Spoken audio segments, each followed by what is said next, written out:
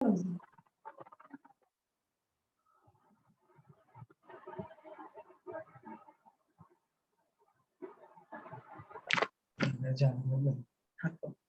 afternoon, sir.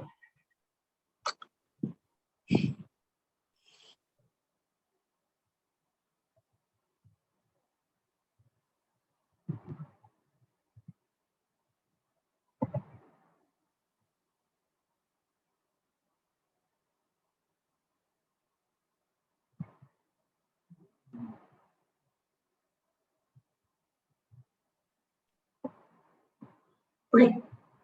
Good afternoon, students. Welcome back. Am I visible? मेरी audio जा रही है आप लोगों तक? Yes, sir. हाँ, Yes, I suppose everything ठीक होगा, ठीक है? तो आज हम लोग स्ट्रक्चर ऑफ एटम का लेक्चर नंबर 5 देखने वाले हैं। एंड स्टूडेंट्स, लास्ट क्लास तक हम लोगों ने फोटो इलेक्ट्रिक इफेक्ट को जस्ट स्टार्ट किया था, और आज फोटो इलेक्ट्रिक इफेक्ट को हम लोग काफी डेप्थ में देखेंगे। ओके, काफी डेप्थ में देखना फोटो इलेक्ट्रिक इफेक्ट को, राइट फ्रॉम बेसिक से लगभग थोड़ा एडवांस लेवल तक हम लोग जाएंगे फोटो इलेक्ट्रिक इफेक्ट में। बट हाँ, फोटो इलेक्ट्रिक इफेक्ट को अच्छे से समझने के लिए कुछ थियोरीज जो थे, शायद आप रिवाइज नहीं किए होंगे तो आपको समझ नहीं आई, तो मैं थोड़ा सा कुछ थियोरीज भी आपके साथ डिस्कस कर लेता हूँ, फिर फोटो इलेक्ट्रिक इफेक्ट को अच्छे से देखेंगे। आज की क्लास में कोई नया बच्चा है क्या? Yes, sir. Yes, sir. Yes, sir. Okay, 2-3 नए बच्चे हैं ना, चलिए कोई दिक्कत नहीं, चलो आराम से देखिएगा, समझ आएगा। ये जो फेमस साइंटिस्ट का फोटो देख रहे हो आप लोग, हिज नेम इज व्हाट? कौन बोल सकता है? चलिए Henry.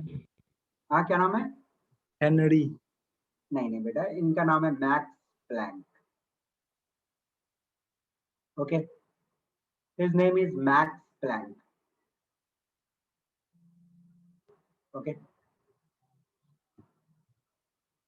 The famous scientist Max Planck ने ये बोला था कि कोई भी जो रेडिएशन होती है, रेडिएशन बोलने का मतलब जो विजिबल रेज देखते हो, violet, indigo, blue, green, yellow, orange, red, या आपने नाम सुना है X rays, ultraviolet rays, infrared. Okay, तो इनमें जो एनर्जी होती है वो छोटे छोटे पैकेट में रहती है। ओके, बोलने का मतलब जो भी इलेक्ट्रोमैग्नेटिक रेडिएशन है, देखो बच्चों, इलेक्ट्रोमैग्नेटिक रेडिएशन, नए बच्चों को जो थोड़ा मैं बता दूं, इलेक्ट्रोमैग्नेटिक रेडिएशन कंफ्यूज नहीं होना है। इलेक्ट्रोमैग्नेटिक रेडिएशन का मतलब होता है कोई भी अल्ट्रावायलेंट रेज का नाम आपने सुना है। ओके, और कोई बच्चे कुछ एग्जांपल दे सकते हैं क्या इलेक्ट्रोमैग्नेटिक रेडिएशन के? UV rays. X-ray. X-ray. Visible rays, इन सब को इलेक्ट्रोमैग्नेटिक रेडिएशन बोलते हैं। ओके, एक्सेट्रा बहुत सारे हैं। तो ये जो इलेक्ट्रोमैग्नेटिक रेडिएशंस होते हैं, ये बने होते हैं छोटे छोटे एनर्जी के पैकेट से, छोटे छोटे एनर्जी के पैकेट से, मतलब छोटे छोटे एनर्जी के पार्टिकल से बने रहते हैं। Got it? तो बच्चों, अल्ट्रावायलेंट, एक्सरे, विजिबल रेज, ये क्या है? ये बने हुए छोटे छोटे एनर्जी के पार्टिकल्स है। ओके, ये मैक्स प्लैंक ने बोला था। ओके, चलिए, अब जो बच्चे लास्ट क्लास में थे वो इनका आंसर दे दे जरा सा, जल्दी से। देखो, मैक्स प्लैंक ने बोला था कि कोई भी एटम या कोई भी मॉलिक्यूल, ओके, एटम या मॉलिक्यूल एनर्जी एब्जॉर्ब कर सकता है, एनर्जी एमिट कर सकता है। ओके, तो मैक्स प्लैंक ने बोला था कोई भी एटम या मॉलिक्यूल एनर्जी जब एब्जॉर्ब करेगा या एमिट करेगा तो वो छोटे छोटे पैकेट्स के फॉर्म में एब्जॉर्ब करेगा, छोटे छोटे पैकेट के फॉर्म में एब्जॉर्ब करेगा। Got it? और इन छोटे छोटे पैकेट्स को उन्होंने एक स्पेशल नाम दिया। क्या है वो स्पेशल नाम? Quantum. क्वांटम। ठीक है ना, क्वांटम। और इन क्वांटम को एक दूसरा नाम भी दिया जा सकता है, फोटोन।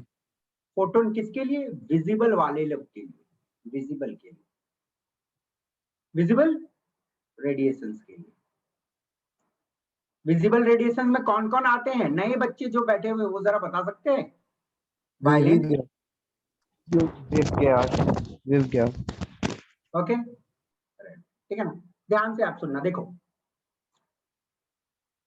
जो अल्ट्रा वायलेंट रेज हो गए, जो एक्सरेज हो गए, ओके, आपके रेडियो वेव्स हो गए, ओके, एसेट्रा, इन सब के सबसे छोटे पैकेट ऑफ एनर्जी को हम लोग बोलेंगे क्वांटम। बट यही जो विजिबल वाले हैं इनके सबसे छोटे पैकेट ऑफ एनर्जी को हम लोग बोलेंगे फोटोन। Got it? बस। अब बच्चों मुझे एक बात बताना, आप सभी को मालूम ही होगा, जो पुराने बच्चे होंगे, जो नए बच्चे उनको भी मालूम होगा ये चीज, कि मुझे एक बात बताना कि ultraviolet rays, X rays या violet indigo, blue, green, yellow, orange, इन सबके प्रॉपर्टीज क्या सेम होते हैं? No sir. बिल्कुल, प्रॉपर्टीज तो डिफरेंट होंगे। अब बालको यदि प्रॉपर्टी डिफरेंट है तो मुझे एक बात बताइए, जो सबसे छोटा पैकेट ऑफ एनर्जी होगा अल्ट्रा वायलेंट का या विजिबल का या एक्सरेज का, सबका सबसे छोटा पैकेट ऑफ एनर्जी का वैल्यू सेम होगा कि डिफरेंट होना चाहिए? डिफरेंट। ओके, किसी बच्चे का ऑडियो ऑन है तो प्लीज ऑफ कर लीजिएगा, जब क्वेश्चन पूछना है तब ऑन करना, ठीक है? देखो, अच्छा बच्चों, चलो एक और बात बता दो, ये जो अल्ट्रा वायलेंट रेज होंगे, ये एक्सरेज होंगे, ये रेडियो वेव्स होंगे, या विजिबल रेडिएशन में वायलेंट, इंडिगो, ब्लू एक्सेट्रा, इन सबकी फ्रीक्वेंसी सेम होती है कि डिफरेंट होती है? डिफरेंट। Sir, different. फ्रीक्वेंसी तो डिफरेंट होगी ना, अल्ट्रा वायलेंट रेज के, एक्स रेज के, वायलेंट के, इंडिगो के, इनकी फ्रीक्वेंसी डिफरेंट होगी। अब चलो ध्यान से देखना, एनर्जी, एनर्जी सबसे छोटा पैकेट का, मानो वायलेंट रेज आ रही है, ये वायलेंट रेज आ रही है, तो मैक्स प्लैंक ने क्या बोला था? ये वायलेंट रेज बनी हुई है छोटे छोटे एनर्जी के पार्टिकल से, और इन छोटे छोटे एनर्जी के पार्टिकल को हम क्वांटम बोलते हैं या फोटोन बोलते हैं। तो इसका जो एनर्जी रहता है एक पैकेट का, वो डिफरेंट रहती है सबके लिए, और ये डिपेंड करती है directly on the frequency of electromagnetic radiation, मतलब उस इलेक्ट्रोमैग्नेटिक रेडिएशन की फ्रीक्वेंसी कैसी, ओके। फ्रीक्वेंसी यदि ज्यादा है तो एनर्जी उसके सबसे छोटे पैकेट का बहुत ज्यादा होगा, एनर्जी यदि फ्रीक्वेंसी कम है तो उसके सबसे छोटे पैकेट का एनर्जी कम होगा, ओके, गॉट इट। तो हमारे पास एक फॉर्मूला दे दिया मैक्स प्लैंक ने कि energy is directly proportional to frequency of कोई भी रेडिएशन, गॉट इट। अब एक मैं प्रोपोर्शनैलिटी कांस्टेंट डालूं, है ना, प्रोपोर्शनैलिटी कांस्टेंट डालता हूं तो आता है एच न्यू, एच होती है Planck's constant, okay. Planck's constant एक कांस्टेंट होता है, चलो कोई बच्चा मुझे बताएगा इस कांस्टेंट का वैल्यू क्या होता है? 6.6268 minus 34 joule second. Very good बेटा, वेरी गुड। क्या नाम है बेटा आपका? नाज जहान. वेरी गुड नाज, वेरी गुड। चलो ऐसे ही पढ़ना। तो कुछ नहीं, बहुत सिंपल है। जो भी न्यू बच्चे हैं आप लोग भी बिल्कुल मत कंफ्यूज होइएगा। आपको यदि वायलेंट रेज दिया, ओके, या रेड वाला रेडिएशन दिया, अब उसका पूछा गया कि उसके सबसे छोटे पैकेट के एनर्जी का कितना वैल्यू होगा, कुछ नहीं, वायलेंट का आपको फ्रीक्वेंसी दिया रहेगा, आप एच से इंटू कर देना, आपका एनर्जी निकल जाएगा उसके सबसे छोटे पैकेट का, ओके। अब बच्चों इस फॉर्मूला को और एक फॉर्म में लिखा जा सकता है, वेवलेंथ के फॉर्म में। कैसे बताओ तो, कौन बताएगा? H divided by lambda. देखो बहुत जूनियर क्लास में आप लोग ये पढ़ के आते हो, C is equal to nu lambda, speed is equal to frequency into wavelength. तो हम लोग बेटा एक काम कर सकते हैं, ये वाला फ्रीक्वेंसी C बाय लैम्डा लिख सकते हैं फ्रीक्वेंसी की जगह, तो फॉर्मूला क्या हो जाए? E is equal to HC by Lambda. ठीक है ना, गॉट इट। ये भी एक फॉर्मूला। आपको क्या करेगा एग्जाम में? वेवलेंथ दे देगा, बोलेगा आपको एनर्जी निकालने सबसे छोटा पॉकेट का, निकाल लोगे आराम से। अब देखो कोई भी एटम है या कोई भी मॉलिक्यूल है, एक पैकेट तो नहीं ना एब्जॉर्ब करेगा, एब्जॉर्ब करेगा तो 1000 पैकेट, 2000 पैकेट, 5000 पैकेट, ऐसे एब्जॉर्ब कर सकता है, ठीक है ना। तो चलो हम लोग एक फॉर्मूला लिखते हैं, एनर्जी एब्जॉर्ब्ड, कोई भी बॉडी एनर्जी एब्जॉर्ब करती है या एमिट करती है, तो वो क्या करेगा, छोटे छोटे पैकेट को एब्जॉर्ब करेगा। तो मैं फॉर्मूला को इस तरह लिख सकता हूँ, E is equal to NH nu, N is number of packets, H nu होता है एनर्जी ऑफ वन पैकेट, ये वन पैकेट का एनर्जी होता है ना, और ये N पैकेट का एनर्जी है। और N क्या होगा, 1.5, 2.5, 3.5 होगा क्या? No, sir. No, sir. No, sir. Complete One, packet, two. कोई वायलेंट रेड्स है या रेड रेडिएशन से, वो सब बने हुए एनर्जी के छोटे छोटे पैकेट। तो कोई भी बॉडी जब एनर्जी एब्जॉर्ब करेगा तो वो कंप्लीट पैकेट को करेगा, वो टूटा मोटा पॉकेट नहीं करेगा, मतलब 1.5 पैकेट 2.5 पैकेट ऐसे नहीं करेगा। And 1 2 3 dot dot dot dot dot, ठीक है ना। तो यहाँ तक तो डिस्कशन हो चुकी थी, बट हाँ फोटो इलेक्ट्रिक इफेक्ट को समझना है तो ये चीज बहुत अच्छे से जानना है। तो स्टूडेंट्स आप लोगों को ये समझ आ गया होगा, जितना भी आप अल्ट्रा वायलेंट, विजिबल, एक्सरे, किसी का नाम सुनते हो, गामा रेज, ये सब बनी हुई है छोटे छोटे एनर्जी के पैकेट से, और उस पैकेट की वैल्यू होती है h into frequency of that radiation. बहुत सिंपल है एकदम। जो नए बच्चे होंगे, हाँ 2-3 क्लास मिस किए हैं, कोई दिक्कत नहीं है, फिर भी आप समझ जाओ। ओके चलिए आगे बढ़ते हैं। हाँ ये वाला थोड़ा सा मैं आप लोगों को बता देता हूँ क्योंकि इससे रिलेटेड क्वेश्चन आएंगे, और बता भी दिया था 1 इलेक्ट्रॉन वोल्ट को यदि जूल में लिखेंगे तो कितना होगा? 1.6 into 10 to the power minus 19. ठीक है ना। देखो बेटा, इलेक्ट्रॉन वोल्ट भी एनर्जी का यूनिट है, जूल भी एनर्जी का यूनिट है। कभी कल एग्जाम में इलेक्ट्रो वोल्ट में एनर्जी दे देता है तो उसको जूल में कन्वर्ट करना पड़ता है, तो ये रिलेशन आपको मालूम होना चाहिए। चलिए अब आते हैं to the most important thing, एकदम न्यू टॉपिक। ओके थोड़ा सा इसका पढ़ाई हुआ था, फिर भी मैं इसको एकदम स्टार्टिंग से पढ़ा देता हूँ कि कोई दिक्कत ना हो किसी को। चलिए, फोटो इलेक्ट्रिक इफेक्ट, किस साइंटिस्ट ने सबसे पहले ये चीज को ऑब्जर्व किया था? H. Hertz.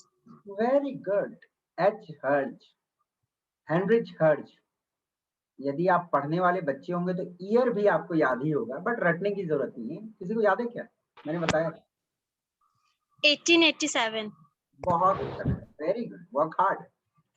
Heinrich hertz, Heinrich hertz नाम का एक साइंटिस्ट ने ये जो चीज मैं डिस्कस करने वाला हूं इसको सबसे पहले ऑब्जर्व किए। चलो देखते हैं ये चीज क्या होता है। देखो, कुछ ऐसे मेटल्स होते हैं, कुछ ऐसे मेटल्स होते हैं जिसके ऊपर यदि लाइट गिरेगा, कुछ ऐसे मेटल्स होते हैं जिसके ऊपर यदि लाइट गिरेगा तो इलेक्ट्रॉन्स निकल जाती है। सारे मेटल्स नहीं, कुछ मेटल्स में बात कर रहा हूं। फॉर एग्जांपल पोटासियम, रुबिडियम या सीजियम। पोटासियम, रुबिडियम, सीजियम जैसे मेटल पे लाइट गिरेगा तो इलेक्ट्रॉन निकल जाती है। अब ये जो एक्सपेरिमेंट किया गया था, मेटल को लगाया गया था कैथोड पे। ओके, कैथोड पॉजिटिव होती है कि नेगेटिव होती है? Negative. Negative. ओके, अब देखो क्वेश्चन एग्जाम में आ जाते हैं, ठीक है ना। मेटल को लगाया गया था कैथोड पे, गॉट इट। अब लाइट गिरी, मैंने बोला था लाइट गिरेगी, तो लाइट जैसे ही आया इस पे टच किया, इलेक्ट्रॉन निकल गई, इलेक्ट्रॉन निकल गया। ओके, पोटासियम, रुबिडियम, सीजियम जैसे मेटल्स पे लाइट गिरी, इलेक्ट्रॉन निकला। इन इलेक्ट्रॉन्स को हम बोले फोटो इलेक्ट्रॉन्स। ओके, इन इलेक्ट्रॉन्स को हम लोगों ने बोला फोटो इलेक्ट्रॉन्स। अब फोटो इलेक्ट्रॉन्स क्यों बोला? क्योंकि अभी थोड़ा देर पहले डिस्कस हुआ था कि लाइट, विजिबल लाइट के छोटे छोटे पैकेट ऑफ एनर्जी को हम लोग क्या बोल सकते हैं? क्या बोल सकते हैं? Photon. Electron. फोटोन्स बोल सकते हैं, ठीक है ना। जो विजिबल वाले रेडिएशंस होते हैं उनके सबसे छोटे पैकेट ऑफ रेडिएशन को फोटोन्स बोला जाता है, ठीक है। अब मेटल फोटोन्स को एब्जॉर्ब किया, तो मतलब फोटोन से कुछ एनर्जी आया, कुछ एनर्जी को एब्जॉर्ब किया, जैसे ही वो एनर्जी एब्जॉर्ब हुई इलेक्ट्रॉन निकल गए। अब इलेक्ट्रॉन तो ठहरा पॉजिटिव चार्ज की नेगेटिव चार्ज, नेगेटिव तो इलेक्ट्रॉन जाएगा किधर? पॉजिटिव। पॉजिटिव की तरफ। तो ये इलेक्ट्रॉन, ये प्यारा सा इलेक्ट्रॉन अट्रैक्ट हो गया पॉजिटिव प्लेट मतलब एनोड की ओर, अट्रैक्ट हुआ पॉजिटिव प्लेट की तरफ गया, पूरा सर्किट में घूम गया। अब मुझे एक बात बताओ, इलेक्ट्रॉन एक कंप्लीट सर्किट में घूम जाती है तो करंट सेटअप होता है कि नहीं होता है? होता है। होता यस है। सर तो इस सर्किट में करंट सेटअप हो गई और इस करंट को बोला गया फोटो करंट। इस सर्किट में जो करंट सेटअप हुआ था उसको बोला गया फोटो करंट। समझ गए students? Okay, very simple. Light के जो छोटे छोटे पैकेट होती हैं एनर्जी के, उनको बोले फोटोन। मेटल फोटोन को एब्जॉर्ब किया, अब फोटोन जैसे ही एब्जॉर्ब हुआ इलेक्ट्रॉन निकली और एक सेटअप बनाया हुआ था, वो इलेक्ट्रॉन पॉजिटिव प्लेट की ओर अट्रैक्ट हुआ, पूरा सर्किट में घुमा, जो करंट बना उसको हम लोग बोले फोटो करंट। और ये जो पूरी प्रक्रिया है, फेनोमेनन, ये जो प्रक्रिया है उसको बोला जाता है फोटो इलेक्ट्रिक इफेक्ट। इस प्रोसेस को बोला जाता है photo electric effect. Very simple, clear है सबको? चलिए, अब यही वो इंसान है जिसका नाम है, क्या नाम है इसका? Henry hertz. Heinrich hertz. यही इंसान है, यही ग्रेट साइंटिस्ट है हेनरिच हर्ट्ज, जिसने सबसे पहले इस इफेक्ट को ऑब्जर्व किया। अब चलो, एक्सपेरिमेंट तो कर लिया गया बच्चों। एक्सपेरिमेंट जब की जाती है तो एक्सपेरिमेंट के ऑब्जर्वेशन बहुत इंपॉर्टेंट होते हैं, और ऑब्जर्वेशन आप लोगों को जरा देख लेना।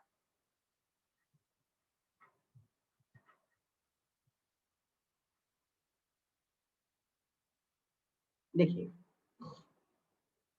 ऑब्जर्वेशन, इस एक्सपेरिमेंट में ऑब्जर्व ये किया गया कि आपका जो ये इलेक्ट्रॉन्स होता है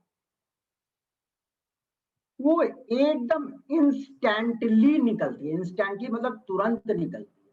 ये जो इलेक्ट्रॉन होता है ये तुरंत निकलती है। मतलब बोलने का, ये जो मेटल है, मान लो ये एक मेटल, ओके, ये एक मेटल, तो इस मेटल को जैसे ही लाइट टच किया, कोई टाइम लैग नहीं, इलेक्ट्रॉन निकला, okay, without any time lag. जैसे ही लाइट टच किया मेटल को, वैसे ही इलेक्ट्रॉन निकला। Got it? तो ये पहला ऑब्जर्वेशन है। ऐसा नहीं था कि लाइट टच किया 5 मिनट बाद इलेक्ट्रॉन निकला, ऐसा नहीं। इजेक्शन, एकदम इलेक्ट्रॉन की इजेक्शन होती है, तुरंत होती है। अब देखिएगा, इन इलेक्ट्रॉन को फोटो इलेक्ट्रॉन तो बोल सकते हैं, आप सभी को मालूम है। ये जो इलेक्ट्रॉन्स निकलते हैं वो किस गति पे निकलेगी, मतलब कितने सारे फोटो इलेक्ट्रॉन पर सेकंड निकलेगी, वो डायरेक्टली डिपेंड होती है ब्राइटनेस ऑफ द लाइट पे। ब्राइटनेस मतलब ज्यादा ब्राइट लाइट यूज करोगे तो ज्यादा फोटो इलेक्ट्रॉन निकलेगा। ब्राइट लाइट बोलने का मतलब इंटेंसिटी ज्यादा होगा। इंटेंसिटी मतलब ज्यादा नंबर ऑफ रेज गिर रहे हैं, तो ज्यादा रेज गिरेंगे तो ज्यादा फोटोन्स आएगा, ज्यादा फोटोन्स एब्जॉर्ब होगा तो ज्यादा इलेक्ट्रॉन निकलेगा। सिंपल सी बात है। तो फोटोन इलेक्ट्रॉन कितने सारे निकलते हैं प्रति second, that is directly proportional to वो जो लाइट गिर रहा है उसकी कितनी ब्राइटनेस है या क्या इंटेंसिटी की। ओके, ज्यादा लाइट आएगी तो ज्यादा इलेक्ट्रॉन निकलेगी। Okay, got it? समझ गए? जैसे कि देखो, ये एक आई, एक इलेक्ट्रॉन, मानो ये ऐसे 50 आ गया तो और ज्यादा इलेक्ट्रॉन, 50 इलेक्ट्रॉन निकले, वही कहानी। ओके, तीसरा देखिए, हर एक मेटल के लिए, ये इंपॉर्टेंट है, हर एक मेटल के लिए, ओके, एक डिफरेंट फ्रीक्वेंसी होती है, एक डिफरेंट मिनिमम फ्रीक्वेंसी होती है। ओके, जिसके नीचे की लाइट यदि उसके ऊपर गिरेगी तो उससे फोटो इलेक्ट्रिक इफेक्ट उसमें नहीं होता है, उसमें ऑब्जर्व नहीं होता है। बोलने का मतलब ये क्या है, देखो ध्यान से, ये एक मेटल है, ये मेटल ने बोला कि मेरे ऊपर भैया 5 हर्ज की लाइट गिरेगी, 5 हर्ज की फ्रीक्वेंसी वाली लाइट गिरेगी तभी मैं इलेक्ट्रॉन निकालूंगा। अब बच्चों मुझे एक बात बताओ, ये मेटल बोल के रखा है कि नहीं मेरे पास 5 हर्ज वाला गिरेगा तभी मैं इलेक्ट्रॉन निकालूंगा, इसके ऊपर आप 4 हर्ज वाला लाइट गिराओगे तो क्या इलेक्ट्रॉन निकलेगा? No sir. सर बिल्कुल नहीं निकलेगा। ये बोल दिया कि मेरा ये मिनिमम रिक्वायरमेंट, ओके। और वो जो मिनिमम फ्रीक्वेंसी होती है उसको बोला जाता है threshold frequency, okay, threshold frequency, understood, जिसको हम लोग डिनोट करते हैं विथ ये न्यू नॉट सिंबल से डिनोट करते हैं, गॉट इट, अंडरस्टूड। और ये हर एक मेटल के लिए डिफरेंट है। जैसे ये मेटल ने बोला मैं जब 5 हर्ट्ज के गिरेगी तब मैं निकालूंगा, कोई दूसरा मेटल हो सकता है इसको 6 की जरूरत पड़ सकती है इलेक्ट्रॉन निकालने की, किसी को 10 की जरूरत पड़ सकती है इलेक्ट्रॉन निकालने की, गॉट इट। तो हर एक मेटल के लिए एक डिफरेंट मिनिमम रिक्वायरमेंट होता है, उसके नीचे की गिरेगी तो इलेक्ट्रॉन नहीं निकलेगा। अच्छा चलो एक जनरल क्वेश्चन, इस पे यदि 6 हर्ट्ज का लाइट गिरेगा तो क्या इलेक्ट्रॉन निकलेगा? Yes. Yes, हाँ sir. निकलेगा। अरे भाई 5 हर्ट्ज, अब हर्ट्ज मतलब फ्रीक्वेंसी, उसे एनर्जी आ रही है, तो मतलब हो सकता है कि इलेक्ट्रॉन जो निकलना है ये वाली मतलब 4 हर्ट्ज से उतना एनर्जी नहीं मिल पा रहा था, इसलिए इलेक्ट्रॉन नहीं निकला। अब यहाँ पे जिद है 5 हर्ट्ज का, अब 6 हर्ट्ज डालोगे तो एनर्जी तो ज्यादा आ रही है, तो इलेक्ट्रॉन निकलेगा, सिंपल सा बात है ना। यस, अब देखिए बालक, काइनेटिक एनर्जी, ये जो इलेक्ट्रॉन निकलता है उसका काइनेटिक एनर्जी, मान लो ये मेटल है, इसके ऊपर लाइट गिरा, ठीक है ना, इलेक्ट्रॉन निकली। अब इलेक्ट्रॉन निकलेगा तो छटक के निकलेगा, छटक के कोई चीज निकलेगा तो मूव कर रहा है, कोई भी चीज मूव करता है तो उसके पास एनर्जी होती है ना, काइनेटिक एनर्जी, यस। तो इलेक्ट्रॉन जो निकलेगा उसके पास काइनेटिक एनर्जी होगी, कितनी काइनेटिक एनर्जी होगी? वो डायरेक्टली प्रोपोर्शनल होगा फ्रीक्वेंसी ऑफ लाइट। यदि आपने मानो इस मेटल ने बोला है कि मेरी जिद है कि 5 हर्ट्ज की लाइट गिरेगी तभी मैं इलेक्ट्रॉन निकालूंगा, ठीक है ना। अब मान लो इस पे आपने 10 हर्ट्ज का लाइट गिराया, ठीक है, तो 5 हर्ट्ज के बराबर की एनर्जी जरूरत थी इलेक्ट्रॉन निकालने के लिए, बट इस पे गिरी है 10 हर्ट्ज की एनर्जी, है ना। आपने पढ़ा है energy is directly proportional to frequency, तो 5 से जितना एनर्जी आएगा 10 से तो ज्यादा ही आएगा, ठीक है नहीं। तो 5 के बराबर की एनर्जी चाहिए इलेक्ट्रॉन निकालने के लिए, बाकी जो एक्स्ट्रा एनर्जी होगा वो काइनेटिक एनर्जी के फॉर्म में रहेगा इसके पास, समझ गए। मान लो 5 एनर्जी आ रहा है 10 का, मान लो एक पल के लिए कि 5 हर्ट्ज से एनर्जी आ रहा है 10 और 10 हर्ट्ज से एनर्जी आ रही है 20, मान लो एक पल के लिए। तो मुझे एक बात बताना कि इस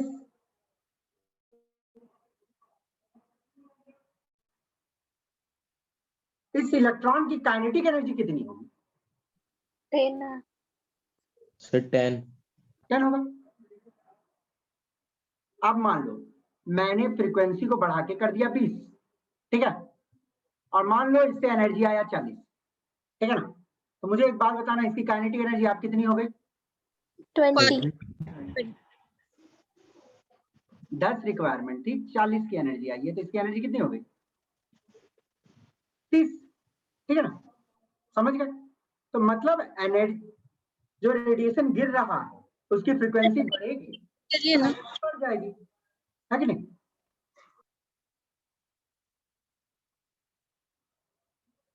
तो ये दिमाग में आप लोग रखिए, बहुत इंपॉर्टेंट, ठीक है। काइनेटिक एनर्जी डायरेक्टली प्रोपोर्शनल होता है फ्रीक्वेंसी ऑफ द लाइट, ये दिमाग में रखना, ओके। और एक इंपॉर्टेंट चीज, फ्रीक्वेंसी जो होगी that should be greater than threshold frequency, तभी कुछ काइनेटिक एनर्जी होगा, नहीं तो काइनेटिक एनर्जी नहीं होगी। अब दिमाग में एक चीज रखो, मान लो ये मेटल ने बोला कि मैं इलेक्ट्रॉन निकालूंगा जब 5 हर्ट्ज की लाइट गिरेगी मेरे ऊपर, ठीक है ना। अब मुझे एक बात बताओ, यदि मैंने इसके ऊपर 5 हर्ट्ज की ही लाइट गिराई तो जो इलेक्ट्रॉन निकलेगा क्या उसके पास कुछ एनर्जी होगी? नहीं।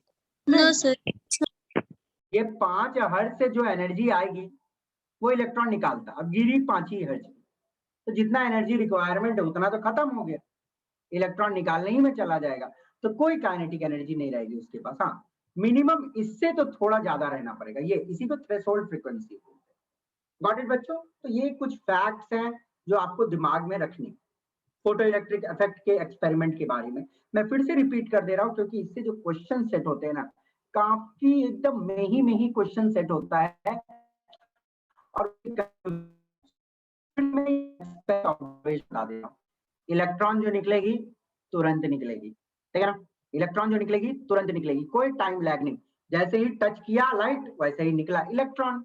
ओके, कितने इलेक्ट्रॉन्स निकलेंगे प्रति second, that is directly proportional to brightness बोलो या इंटेंसिटी ऑफ लाइट बोलो। Okay, got it.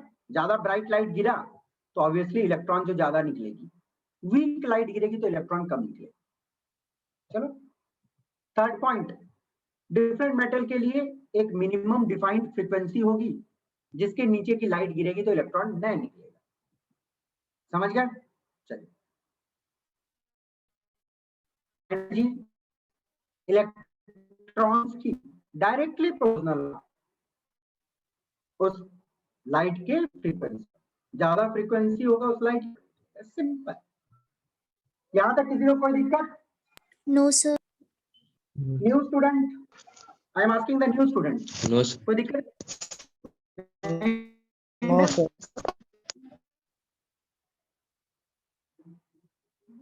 आगे बढ़ सकते हैं, है ना? चलिए, चलो बेटा, अब फोटो इलेक्ट्रिक को एक्सप्लेन करने की बात आई। तो फोटो इलेक्ट्रिक इफेक्ट को एक्सप्लेन किया था एल्बर्ट आइंस्टाइन ने। फोटो इलेक्ट्रिक इफेक्ट को एक्सप्लेन किया था एल्बर्ट आइंस्टाइन ने। कैसे एक्सप्लेन किया था? ध्यान से सुनना मेरी बात, ध्यान से सुनना मेरी बात। ओके, अब अभी थोड़ा देर पहले मैंने आप लोगों के साथ मैक्स प्लैंक का एक थ्योरी डिस्कस किया। ओके, मैक्स प्लैंक का थ्योरी क्या बोलता है, कोई बताएगा मुझे? कि कोई भी बॉडी एनर्जी एब्जॉर्ब करेगी, कैसे एब्जॉर्ब करेगी? छोटे छोटे छोटे एनर्जी Form. छोटे छोटे के एनर्जी के पैकेट्स एब्जॉर्ब करेगी, मतलब बोले तो क्वांटम एब्जॉर्ब करेगी, या उसको फोटोन भी बोल सकते। ओके, चलिए, तो एल्बर्ट आइंस्टाइन ने फोटो इलेक्ट्रिक इफेक्ट को एक्सप्लेन करने के लिए प्लैंक का थ्योरी का इस्तेमाल किया, जिसको हम लोग क्वांटम थ्योरी भी बोलते हैं। Got it? ओके, पूछा जा सकता है कुछ कि एल्बर्ट आइंस्टाइन ने किस थ्योरी से फोटो इलेक्ट्रिक इफेक्ट को एक्सप्लेन किया था, तो वो मैक्स प्लैंक की क्वांटम थ्योरी। ओके, इनका प्लैंक का पूरा नाम था मैक्स प्लैंक। अब देखो बच्चों ध्यान से कैसे उन्होंने एक्सप्लेन किया। मान लो ये वाला जो देख रहे हो, ये वाला एक मेटल है, ठीक है ना, this one is a metal, ठीक है। अब हर एक मेटल के लिए सुनना मेरी बात को ध्यान से, आइंस्टाइन ने बोला कि हर एक मेटल के लिए एक मिनिमम एनर्जी चाहिए, जिससे कम एनर्जी की फोटोन यदि गिरेगी तो इलेक्ट्रॉन नहीं निकलेगा। आइंस्टाइन ने बोला कि हर एक मेटल के लिए एक मिनिमम एनर्जी की पैकेट आना चाहिए, तभी इलेक्ट्रॉन निकलेगा। जैसे कि ये मेटल देखो, ये मेटल ने बोला कि मुझे मिनिमम 20 की एनर्जी मिलेगी तभी मैं इलेक्ट्रॉन निकालूंगा। Okay, got it? और वो मिनिमम एनर्जी जो चाहिए उसको हम लोग बोलते हैं वर्क फंक्शन, उसको हम लोग बोलते हैं वर्क फंक्शन। Got it? जिसको डिनोट किया जाता है विद द लेटर W, या कभी कल आप फाई भी लिखा देखोगे, इस तरह भी लिख देता है कभी। ओके, तो W या फाई का मतलब क्या होता है? वो मिनिमम एनर्जी जो जरूरत है इलेक्ट्रॉन निकालने के लिए, और हर एक मेटल के लिए डिफरेंट होती है, ठीक है ना। अब मान लो ये जो मेटल है, इसके ऊपर इलेक्ट्रोमैग्नेटिक रेडिएशन गिरा। ओके, इलेक्ट्रोमैग्नेटिक रेडिएशन गिरा। अब इस इलेक्ट्रोमैग्नेटिक रेडिएशन के सबसे छोटे पैकेट का एनर्जी मान लो 10 है, तो बच्चा क्या इलेक्ट्रॉन को निकलना चाहिए? No sir. No sir. नहीं निकलेगा। ओके, अब चलिए मैं इसको बढ़ा के इसके पैकेट का एनर्जी को मैं 30 कर देता हूं। जब एनर्जी बढ़ाता हूं तो ऑब्वियस सी बात है कि एनर्जी बढ़ाने के लिए हमें दूसरा रेडिएशन लेना पड़ा होगा जिसकी फ्रीक्वेंसी ज्यादा हो 10 वाले से, है ना, क्योंकि एनर्जी बढ़ाने के लिए फ्रीक्वेंसी ही बढ़ाना पड़ेगा ना। ओके, चलो मैंने फ्रीक्वेंसी बढ़ाया और एनर्जी हो गई 30। इलेक्ट्रॉन निकालने के लिए कितनी एनर्जी चाहिए? 20 20। तो इलेक्ट्रॉन जो निकलेगा उसके पास कितनी काइनेटिक एनर्जी होगी? 10 है ना, 10 की होगी, क्योंकि 20 तो इसकी मिनिमम रिक्वायरमेंट है। 20 लग गया इलेक्ट्रॉन निकालने में, बाकी 10 जो बची वो आ गया इसके पास काइनेटिक एनर्जी के फॉर्म में, ठीक है ना। तो बच्चों मैं एक छोटा इक्वेशन लिखूंगा, आप बोलना कि सर ये सही है कि गलत, आप ही बताना। एनर्जी जो सप्लाई किया गया, ओके, वो होगा एनर्जी रिक्वायर्ड के बराबर प्लस काइनेटिक एनर्जी के बराबर। तो कोई बालक मुझे बताएगा क्या ये सच्चाई है कि इसमें कुछ गलती होती है? देखो, मान लो एनर्जी जो सप्लाई किया गया वो 30 की सप्लाई की गई, एनर्जी जो रिक्वायर्ड है 20 है, काइनेटिक एनर्जी जो 10 है। कोई दिक्कत है क्या इस इक्वेशन में? No, sir. देखो, एनर्जी जो सप्लाई होता है वो कितना है? H new. मैंने बोला था ना एनर्जी का फॉर्मूला क्या होता है? H new. बच्चों याद है कि भूल गए? इससे जो छोटे छोटे पैकेट आए होंगे उन छोटे छोटे पैकेट का एनर्जी कितना होगा? एच न्यू, ठीक है ना। अब एनर्जी रिक्वायर्ड वर्क फंक्शन के बराबर एनर्जी रिक्वायर्ड होती है ना। यही तो मिनिमम एनर्जी होती है जो इलेक्ट्रॉन निकालता है। तो वर्क फंक्शन का मैं डेफिनेशन नहीं लिख रहा हूं, आप लोग समझ सकते हो। मैं लिख देता हूं मिनिमम एनर्जी जो इलेक्ट्रॉन निकालने के लिए चाहिए। चलो लिख ही देता हूं, भूलो नहीं। Required to eject electron. क्या ये हर एक मेटल के लिए सेम होगा? No, sir. No, sir. बिल्कुल नहीं। चलो बच्चों, मैं एक छोटा सा क्वेश्चन आपको पीछे ले जाके पूछता हूँ। थ्रेशोल्ड फ्रीक्वेंसी का मतलब क्या था? Minimum frequency. मिनिमम फ्रीक्वेंसी जो इलेक्ट्रॉन निकालेगा। अब मिनिमम फ्रीक्वेंसी से एनर्जी आएगी वो क्या होगी? मिनिमम एनर्जी होगी ना। Yes, sir. मिनिमम फ्रीक्वेंसी से जो एनर्जी आएगी वो तो मिनिमम होगी।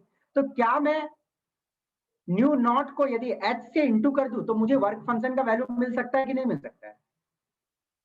Yes, sir. Yes. Okay, got it.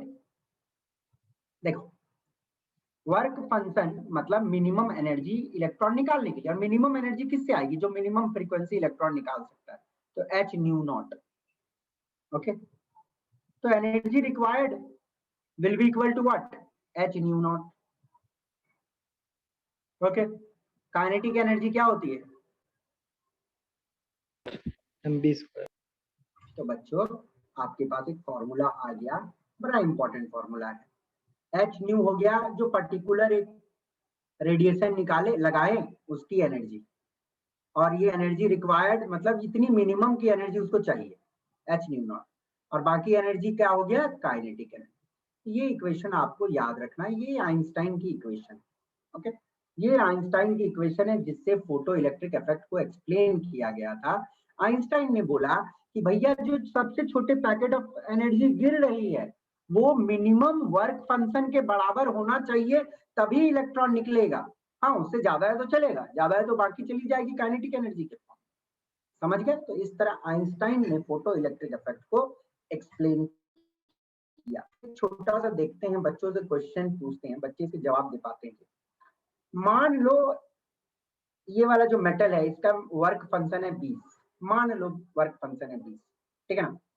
तो इससे जो फोटोन आया, इससे जो फोटोन एब्जॉर्ब हुआ उससे मानो एनर्जी आया 10, ठीक है ना। आप मुझे एक बात बताना, यदि मैं ऐसे 2 10 गिरा दूंगा, ऐसे मैं 2 10 गिरा दूंगा तो क्या इलेक्ट्रॉन निकल जाना चाहिए? No, sir.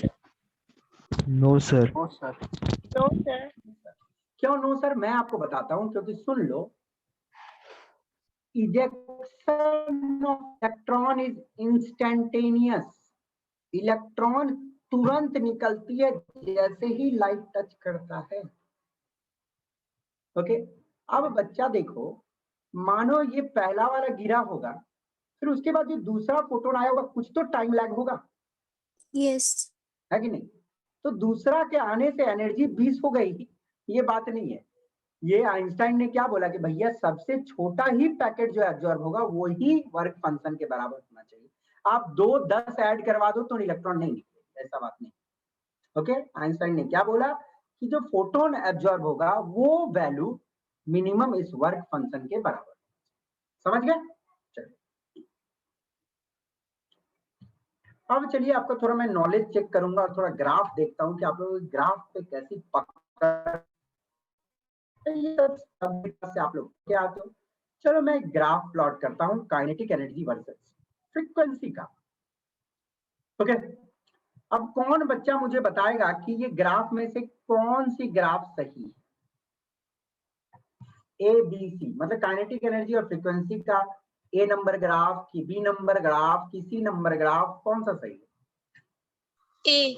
ए ए पक्का? क्यों? क्योंकि सर ने पढ़ाया है। सर ने मतलब एक बात तो पढ़ाया था, और सर तो गलत थोड़ी पढ़ाएंगे। सर ने ये पढ़ाया है, क्या पढ़ाया है कि काइनेटिक एनर्जी डायरेक्टली प्रोपोर्शनल होता है फ्रीक्वेंसी का। बट बच्चा सर ने तो एक चीज और पढ़ाया था। क्या पढ़ाया था? कि वो फ्रीक्वेंसी एक मिनिमम फ्रीक्वेंसी पर होनी चाहिए। मुझे एक बात बताना कि ये वहां पे तो 0 है, तो 0 फ्रीक्वेंसी पे इलेक्ट्रॉन निकल जाएगा? नहीं सर। तो मतलब एक्चुअली कुछ मिनिमम फ्रीक्वेंसी के बाद ही ना इलेक्ट्रॉन निकलती है। तो यहाँ पे ये न्यू नॉट होगी। हाँ ठीक है ना, एक थोड़ी सी फ्रीक्वेंसी के बाद इलेक्ट्रॉन निकली, और जब निकला उसके बाद, हाँ उसके बाद डायरेक्टली। समझ गया ग्राफ को? कोई दिक्कत किसी को? नो समझ आ गई ना भैया? इलेक्ट्रॉन को निकलने के लिए कुछ तो फ्रीक्वेंसी चाहिए, निकलवे नहीं करेगा तो काइनेटिक एनर्जी कहाँ से रहेगा? तो ये ग्राफ को मैं टिक कर दूं, सही है कि गलत है? सही है। चल इसमें दिमाग लगाना, intensity versus photo current. Intensity मतलब ऐसे समझ लो कि मतलब एक लाइट रे गिरा, एक इलेक्ट्रॉन, दूसरा गिरा, फिर दूसरी इलेक्ट्रॉन निकली होगी, है ना? मैंने बताया था ना कि एक लॉ आप लोगों को पढ़ाया था कि रेट मतलब किस गति में फोटो इलेक्ट्रॉन निकलेगी, मतलब पर सेकंड कितने सारे फोटो इलेक्ट्रॉन निकलेंगे, वो डायरेक्टली प्रोपोर्शनल होगा इंटेंसिटी लाइट। मतलब नंबर ऑफ रेज बढ़ा दो, तो नंबर ऑफ रेज बढ़ा दिए तो भैया नंबर ऑफ इलेक्ट्रॉन्स भी ज्यादा निकलेंगे। तो अब चलो इतना तो मैं बोल दिया, आपको आप आंसर देना है कि ये ग्राफ कैसा होना चाहिए, इंटेंसिटी और फोटो करंट का। फोटो करंट का कुछ ऐसा ग्राफ, कुछ ऐसा ग्राफ, या कुछ ऐसा ग्राफ। ओके, अब यहाँ पे दिया हुआ है कि फ्रीक्वेंसी इज ग्रेटर देन, ये दिया हुआ कौन सा होना चाहिए? सी सर ए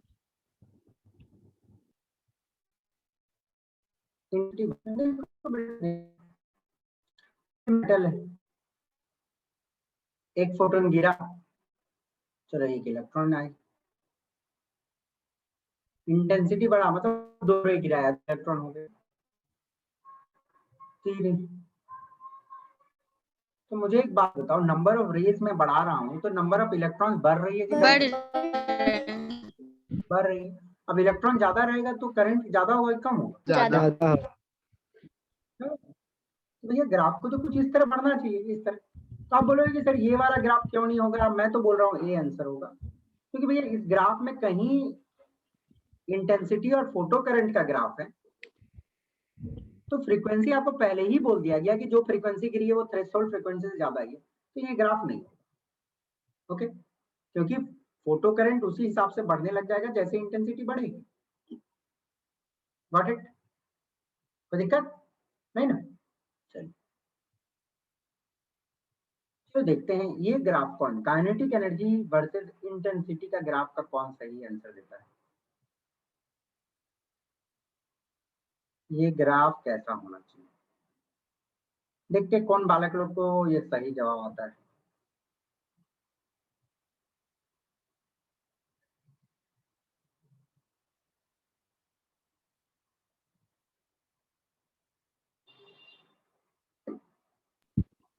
सर ए।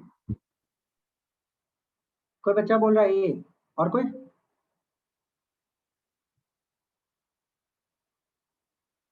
देखो बेटा, ध्यान से सुनना, kinetic energy of individual electron, या बोलो एवरेज काइनेटिक एनर्जी, ठीक है।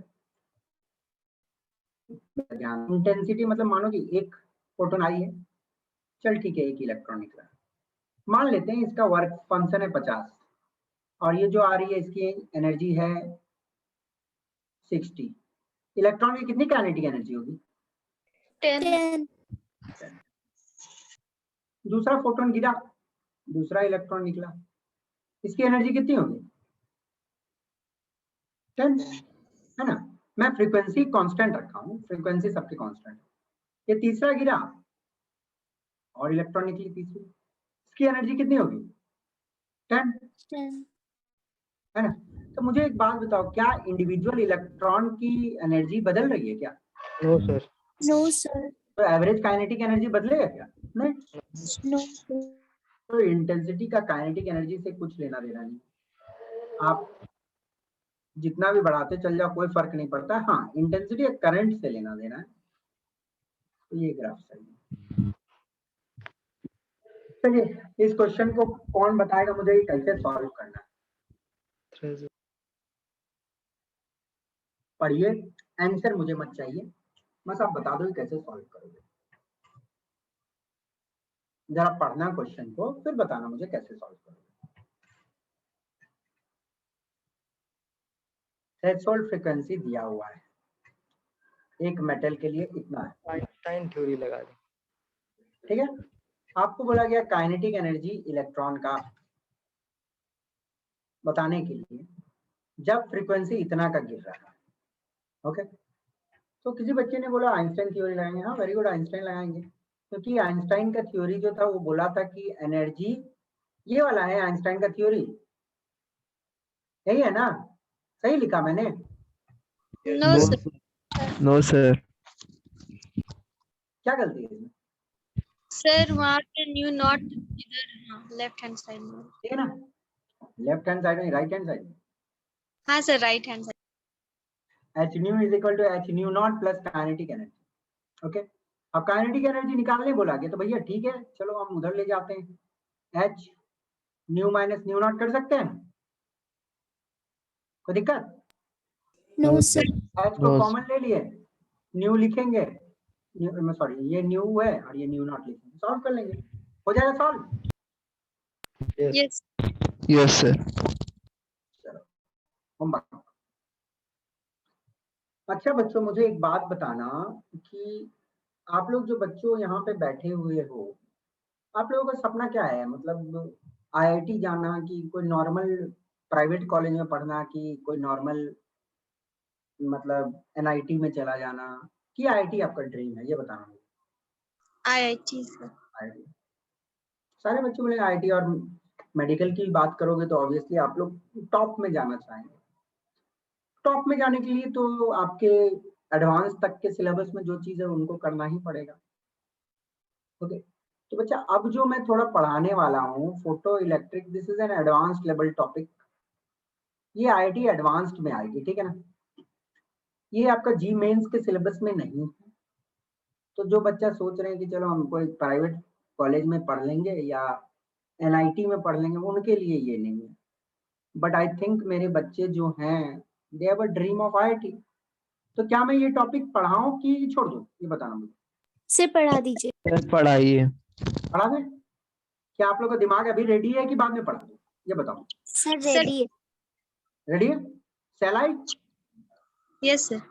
चलो, तो फोटो इलेक्ट्रिक इफेक्ट का थोड़ा एडवांस लेवल में घुसते हैं हम लोग, और फोटो इलेक्ट्रिक इफेक्ट को थोड़े अच्छे से समझते हैं, ठीक है।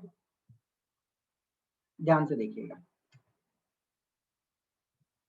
देखना स्टूडेंट, एक एक लाइन यहाँ पे जो मैंने लिखा है वो इंपॉर्टेंट है। इलेक्ट्रॉन्स जो एमिट होती है, बोलने का मतलब जो निकलती है, ओके, उनके पास काइनेटिक एनर्जी की अलग अलग वैल्यूज होते हैं। यहाँ पे इलेक्ट्रॉन नहीं लिखा हुआ है, इलेक्ट्रॉन्स, ध्यान दीजिएगा, एक ही इलेक्ट्रॉन तो नहीं निकलते, बहुत सारे इलेक्ट्रॉन निकलते हैं, ओके। तो ये जरूरी नहीं है कि सारे इलेक्ट्रॉन जो निकल रहे हैं उनके पास काइनेटिक एनर्जी का वैल्यू जो रहेगा वो सेम रहे, ओके। अलग अलग इलेक्ट्रॉन्स की काइनेटिक एनर्जी की वैल्यू डिफरेंट रहेगी। ऐसा क्यों रहेगा, इसका मतलब आप लोग भी बोल सकते हो कि हाँ सर ऐसा होना चाहिए, अभी तुरंत बोलोगे आप लोग।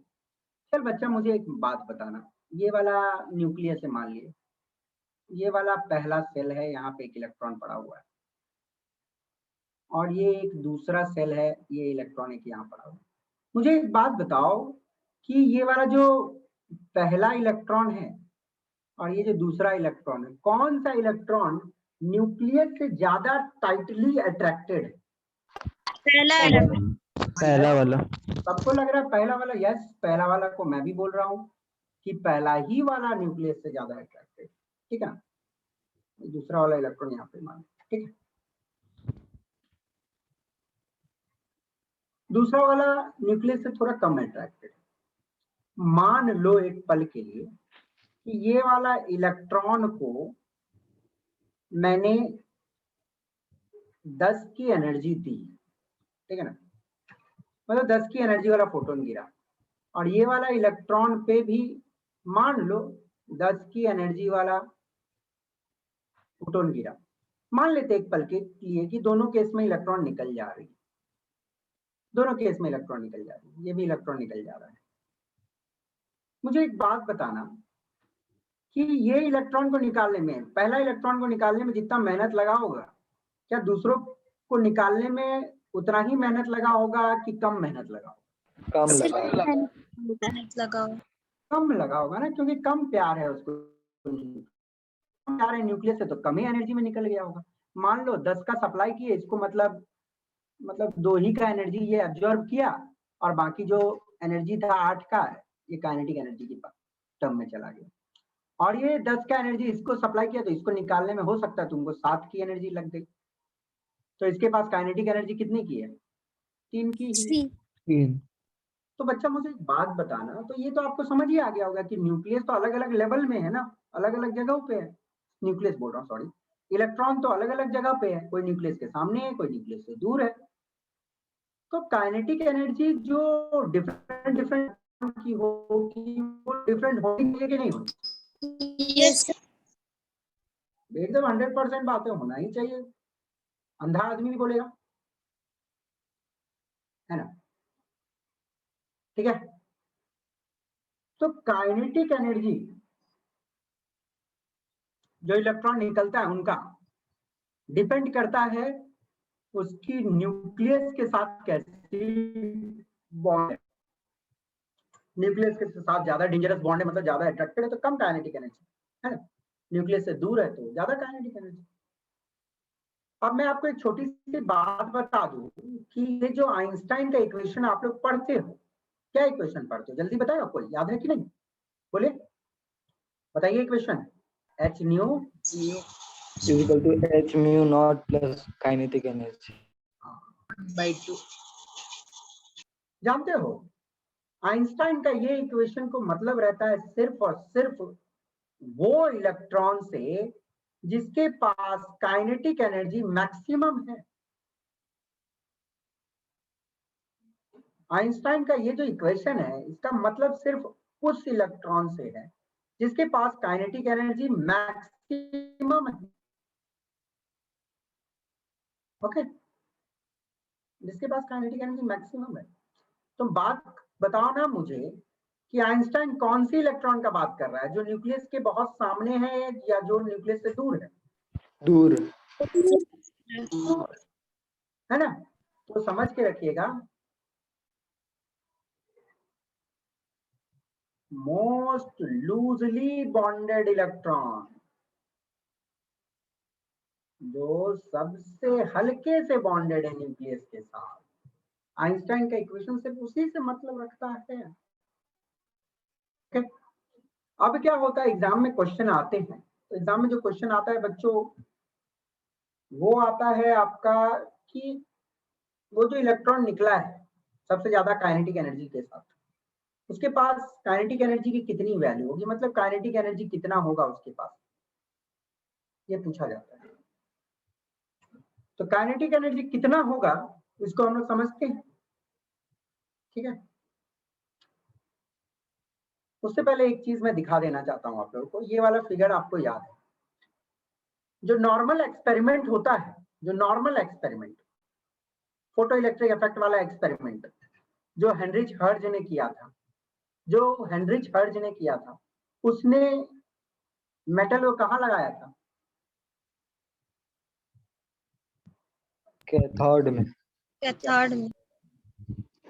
बच्चों ये बहुत इंपॉर्टेंट क्वेश्चन है, क्वेश्चन सेट होता है कि फोटो इलेक्ट्रिक इफेक्ट वाला एक्सपेरिमेंट जो हेनरिच हर्ज ने किया था, या नॉर्मल फोटो इलेक्ट्रिक इफेक्ट की जो एक्सपेरिमेंट होती है उसमें मेटल को कैथोड पे लगाया जाता है। बट जब आप काइनेटिक एनर्जी मैक्सिमम को मेजर करना चाहते हो तो मेटल को आप लगाओगे एनोड पे।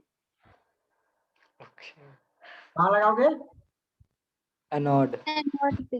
एनोड में। ये दिमाग में रखना है, ठीक है ना। तो पहला जो पॉइंट है आप लोगों के सामने में देखोगे आप, वो बोल रहा है apply a negative plate, sorry, apply a negative potential to collector plate. अब कलेक्टर प्लेट बोलने का मतलब क्या है बच्चों, थोड़ा ध्यान से देख लेना। कलेक्टर बोलने का मेरा मतलब है कि इसको ये डिटेक्टर को कलेक्टर बोल रहे हैं, मतलब इलेक्ट्रॉन को जो रिसीव करता है ना, मतलब इलेक्ट्रॉन जिसके पास अट्रैक्ट होती है उसको कलेक्टर प्लेट बोलते हैं। कलेक्टर कैसा रहता है? पॉजिटिव रहता है ना। बट भैया आपको मेजरमेंट वाला एक्सपेरिमेंट में कलेक्टर को नेगेटिव रखना है, मतलब उल्टा कनेक्शन करना है, सिंपल दिमाग में। ओके, तो काइनेटिक एनर्जी मैक्सिमम मेजर करने के लिए आपको उल्टी कनेक्शन करनी है, मेटल रहेगा एनोड पे, ठीक है। आप बच्चों ध्यान से सुनना, लाइट गिरा, इलेक्ट्रॉन निकली, ओके। तो इलेक्ट्रॉन निकलेगी, अलग अलग काइनेटिक एनर्जी से निकलेगी। मान लो सबसे ज्यादा काइनेटिक एनर्जी के पास, ओके, मान लेते हैं सबसे ज्यादा काइनेटिक एनर्जी, ओके। तो ये जो मोशन कर रहा है, मतलब आगे बढ़ रहा है, ये अट्रैक्शन के कारण आगे बढ़ रहा है कि अपनी एनर्जी के कारण आगे बढ़ रहा है? एनर्जी के कारण। एनर्जी के कारण। अपनी एनर्जी के कारण बढ़ रहा है। But normal photo electric experiment में भैया अपना एनर्जी तो है ही, साथ हो रहा नॉर्मल वाला एक्सपेरिमेंट। बट भैया इस एक्सपेरिमेंट में तो जो आगे बढ़ रहा है, it is moving because of its kinetic energy. ये इलेक्ट्रॉन की जो मोशन है, ये इसे अपनी काइनेटिक एनर्जी के कारण। मान लो एक पल के लिए इसके पास काइनेटिक एनर्जी 20 का काइनेटिक एनर्जी, मैं यूनिट नहीं है स्पेसिफाई कर रहा हूँ, मान लो 20 की एनर्जी, ठीक है, 20 यूनिट्स की एनर्जी। अच्छा बच्चों मुझे एक बात बताना कि इस सर्किट में इलेक्ट्रिकल वर्क तो हो ही रहा है, एमीटर मतलब लगा हुआ है पहले से, ठीक है ना, एक बैटरी पहले से लगी हुई है, उसकी भी अपनी कुछ वोल्टेज होगी।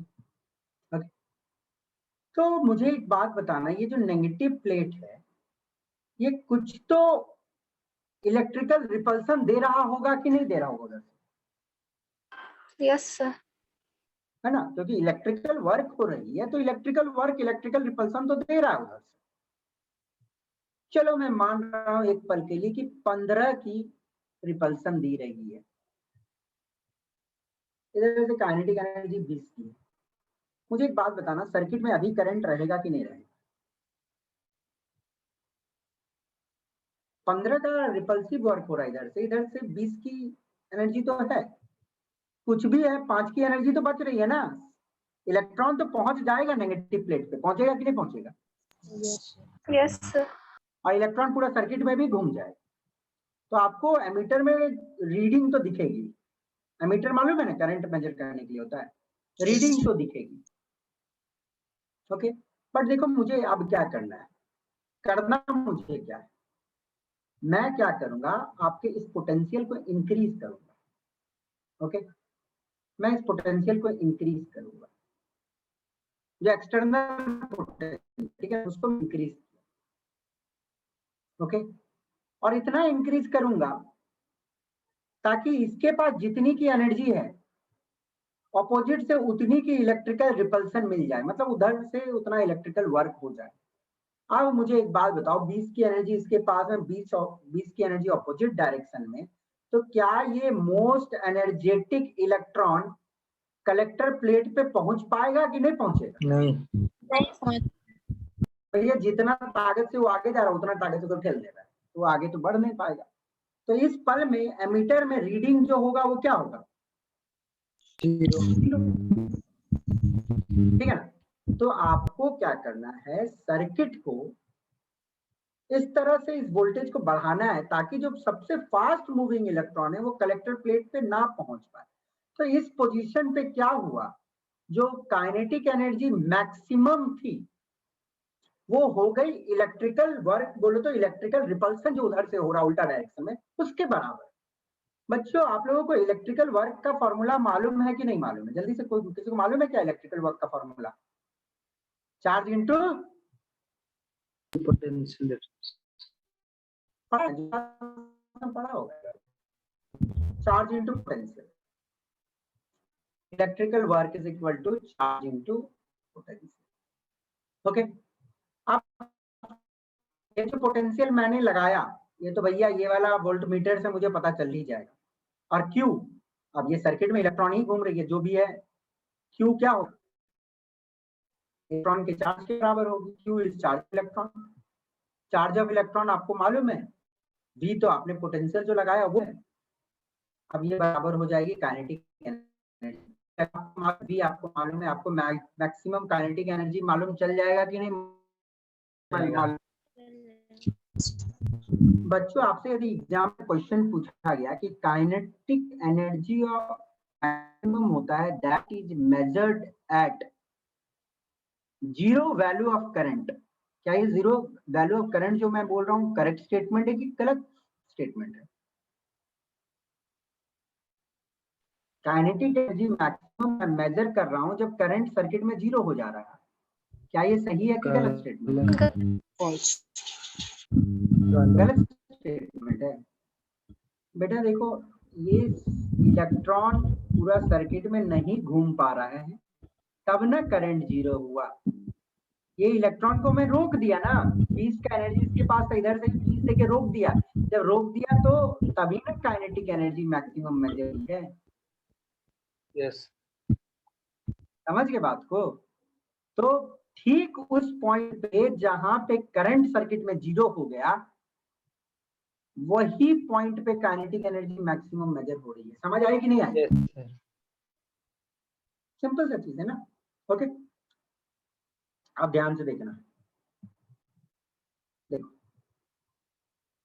जो पोटेंशियल लगाने से सर्किट में करंट जीरो हो जाती है, उस वोल्टेज को बोला जाता है स्टॉपिंग पोटेंशियल। उसको क्या बोला जाता है? Stopping potential. मतलब स्टॉपिंग पोटेंशियल क्यों? क्योंकि वो इलेक्ट्रॉन को रोक दिया था। ये जो फास्टेस्ट मूविंग इलेक्ट्रॉन है आगे बढ़ रहा था, रोक दिया, इसलिए हम लोग स्टॉपिंग पोटेंशियल। समझ गए? बहुत सिंपल। देखो स्टॉपिंग पोटेंशियल हम लोगों ने फॉर्मूला भी तो लिख ही लेते हैं, kinetic energy equal to Q two B S. इसको आप लोग लिख सकते हो ऐसे भी, half M G equal to charge into stopping potential. Okay, तो स्टॉपिंग पोटेंशियल क्या होती है?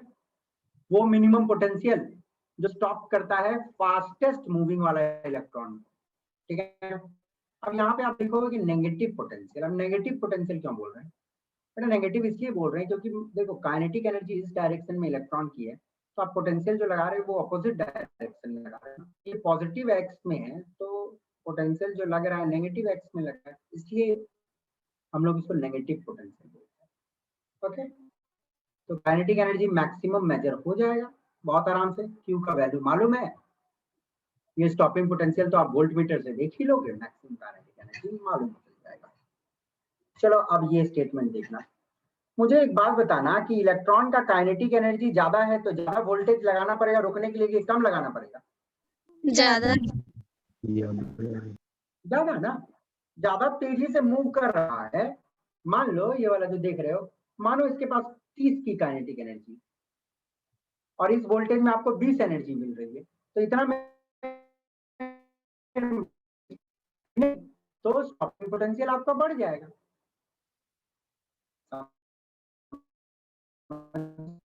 स्टॉपिंग पोटेंशियल उतना ज्यादा। अच्छा मुझे बताना, काइनेटिक एनर्जी और फ्रीक्वेंसी का क्या रिलेशन होता है? फ्रीक्वेंसी ज्यादा होता है तो काइनेटिक एनर्जी ज्यादा होता है कि Yes, नहीं? sir. होता है। तुम बताना बच्चों कि A यदि B का भाई है और B यदि C का भाई है तो A और C भाई होगा कि होगा नहीं? सर। होगा। ट्रांजिटिव रिलेशन पढ़ोगे आप लोग रिलेशन में, ओके? तो मुझे एक बात बताओ, स्टॉपिंग पोटेंशियल का लेना देना काइनेटिक एनर्जी से है, काइनेटिक एनर्जी का लेना देना फ्रीक्वेंसी से है, तो मैं क्या बोल सकता हूँ? Stopping potential is directly proportional to frequency. मैं बोल सकता हूँ कि नहीं बोल सकता हूँ? Yes sir. Yes, sir. क्योंकि फ्रीक्वेंसी ज्यादा तो काइनेटिक एनर्जी ज्यादा, काइनेटिक एनर्जी ज्यादा तो रोकने के लिए ज्यादा एनर्जी देना पड़ेगा, ठीक है ना? Very simple statement. अब अगर बड़ा प्यारा कंक्लूड करते हो, ये क्वेश्चन एक मेंस में इससे आप क्या कंक्लूड करते हैं? ग्राफ को प्लॉट किया गया है, स्टॉपिंग पोटेंशियल्स को एक्स एक्सिस पे लिया गया है, ठीक है ना, और इधर फोटो करंट लिया गया है, ठीक है ना, इधर फोटो करंट बड़े लिखा तो हुआ है वाई एक्सिस पे फोटो करंट, ठीक है। चलिए बच्चों ध्यान से देखना एक चीज को, ठीक है ना, मुझे बताना कि सर इससे मैं क्या मीन करना चाहता हूँ। ये जो पहला ग्राफ है आई इंटेंसिटी पे प्लॉट किया गया, ये दूसरा ग्राफ 2i पे प्लॉट किया गया, मतलब इंटेंसिटी दुगना हो गया। ये ग्राफ 3i पे प्लॉट किया गया और ये तीनों ग्राफ एक ही स्टॉपिंग पोटेंशियल पे आके रुका है, VS1 बोलते हैं, ओके। अब मुझे आप लोग एक बात बताइएगा, ये तो साफ दिख रहा है ना भैया कि इंटेंसिटी आई है तो करंट की वैल्यू कुछ x है ना, फोटो करंट y एक्सिस से फोटो करंट है तो करंट की वैल्यू x है। यदि इंटेंसिटी को डबल कर दिया तो फोटो करंट क्या हो गया? 2x. हो गया, वेरी गुड। और इसको मैं 3i कर दिया 3x. तो इससे आप क्या कंक्लूड कर रहे हो मुझे बताओगे क्या? इस ग्राफ से कैन आई कंक्लूड कि photo current is directly proportional to intensity? मैं बोल सकता हूँ क्या? Yes, sir. ना भैया, इंटेंसिटी बढ़ेगी तो नंबर ऑफ इलेक्ट्रॉन जो निकल रही है बढ़ जाएगी, और इलेक्ट्रॉन ज्यादा निकलेगा तो फोटो करंट तो ज्यादा ही होना है, सिंपल सा बात है। चलो तो पहला कंक्लूजन तो ये मैंने लिया, बट कहानी यहाँ पे ये है कि मान लो एक पल के लिए कि फ्रीक्वेंसी कांस्टेंट रखा हूँ, फ्रीक्वेंसी कांस्टेंट है इस एक्सपेरिमेंट में, ठीक है ना, मतलब जो रेडिएशन गिर रही है वो एक ही फ्रीक्वेंसी पे गिर रही है सब। तो मुझे एक बात बताना कि ये तीनों इंटेंसिटी आई पे, इंटेंसिटी 2i पे, इंटेंसिटी 3i पे स्टॉपिंग पोटेंशियल तीनों एक ही पॉइंट पे आके काहे ड्रॉप हो रहा है? ये मतलब ये यहाँ क्यों नहीं आ रहा है, ये यहाँ क्यों नहीं आ रहा है, ये अलग अलग पॉइंट पे क्यों नहीं जा रहा है ग्राफ? ये आपको मुझे बताना है क्यों। कोई बता सकता? थोड़ा दिमाग लगाओ।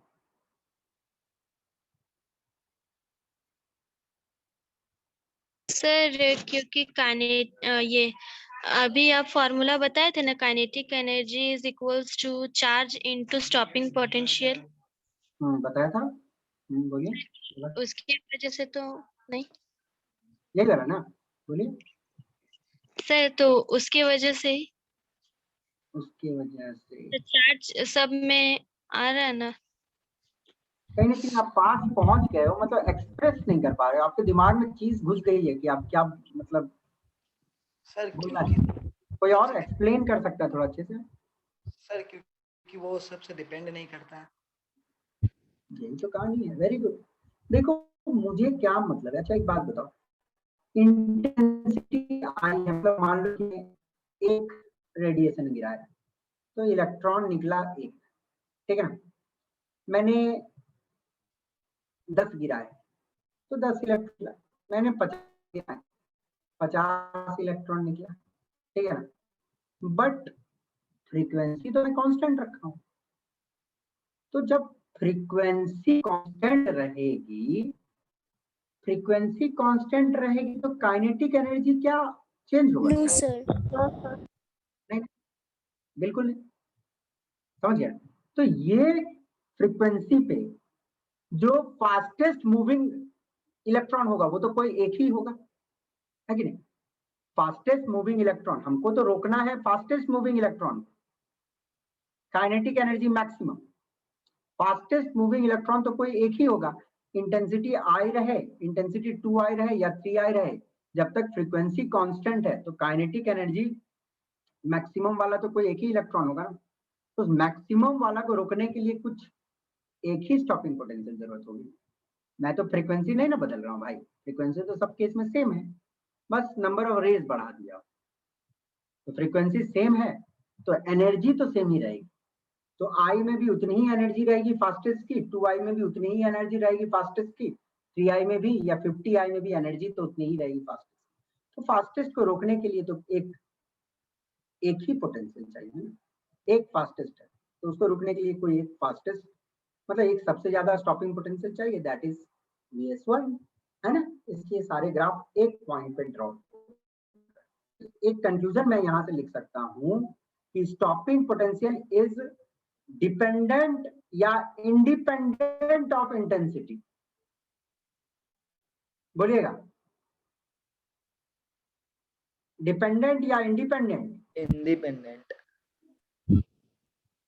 इंडिपेंडेंट होगा ना, आई है तब भी स्टॉपिंग पोटेंशियल VSI, 2i है VSI 3i है, तो ठीक है ना, इंडिपेंडेंट, ये दिमाग में रखिए।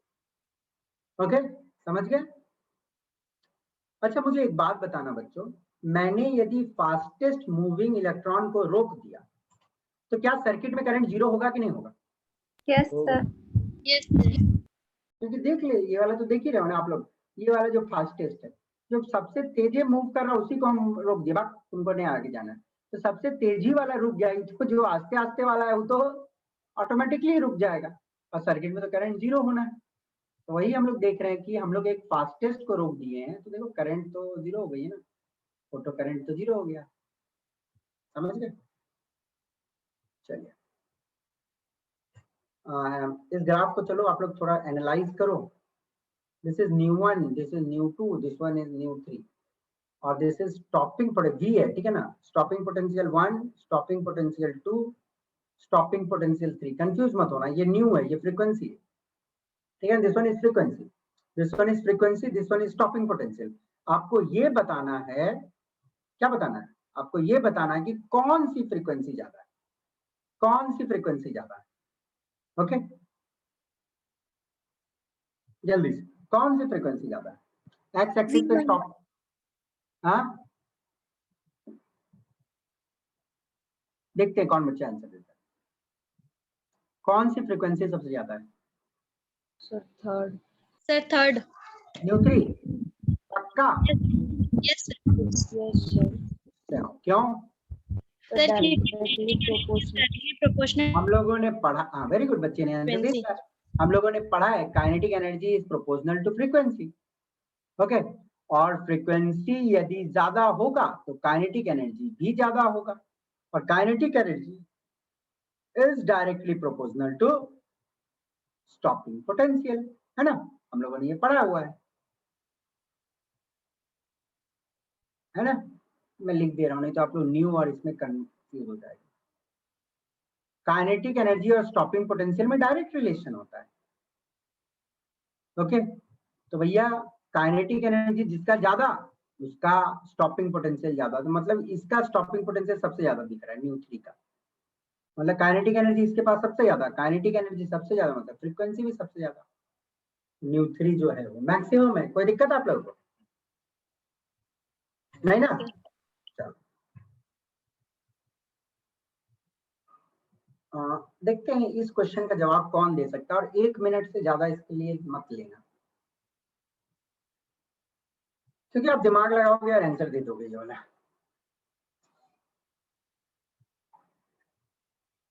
तो फोटो इलेक्ट्रिक इफेक्ट का ये क्वेश्चंस आपको बनाना जरूरी है, कुछ 5-10 क्वेश्चन है।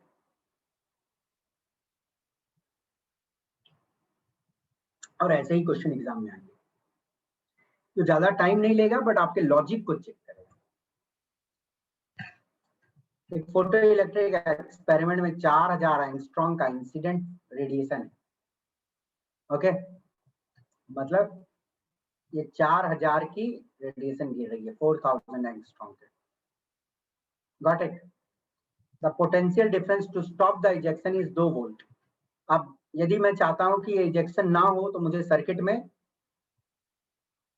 जो स्टॉपिंग पोटेंशियल लगाना है वो 2 वोल्ट का लगाना है।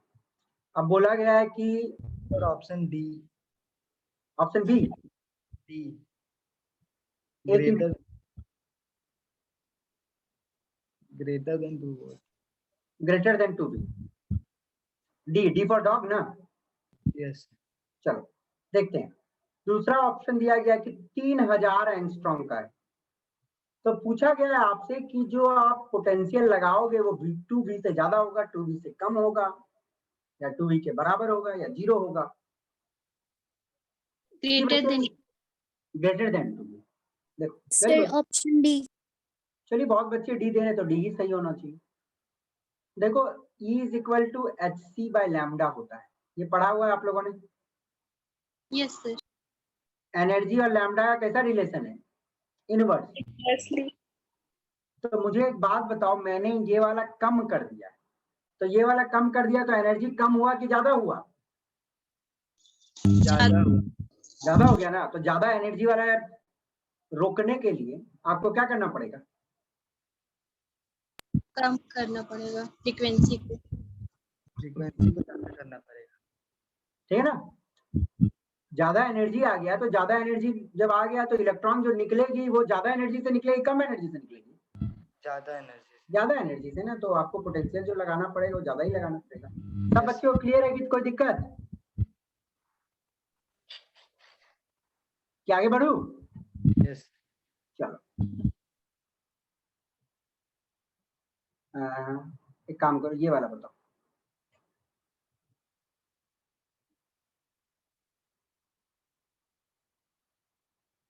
देखते, ये भी थोड़ा सा अच्छा क्वेश्चन है।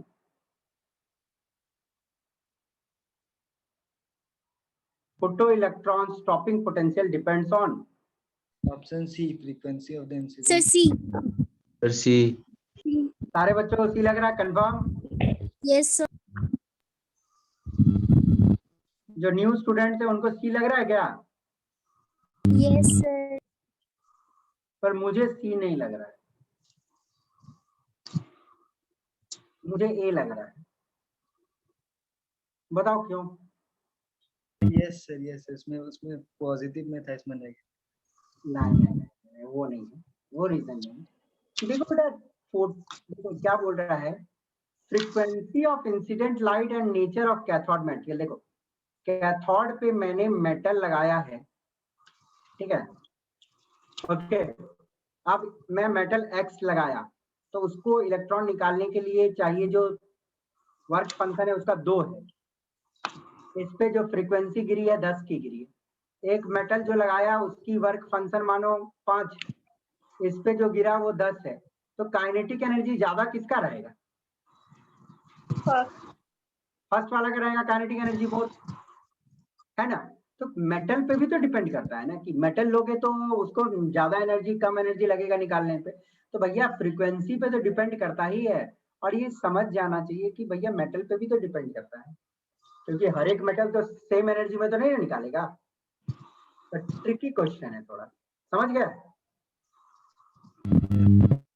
क्योंकि टीचर्स तो हमेशा यही पढ़ाते हैं कि भैया डायरेक्टली प्रोपोर्शनल होता है फ्रीक्वेंसी से स्टॉपिंग पोटेंशियल, बट मेटल पे भी तो डिपेंड करेगा।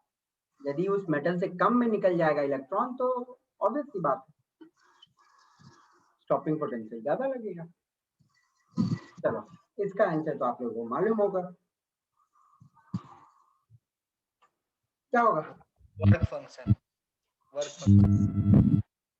The minimum energy required to remove an electron, work function.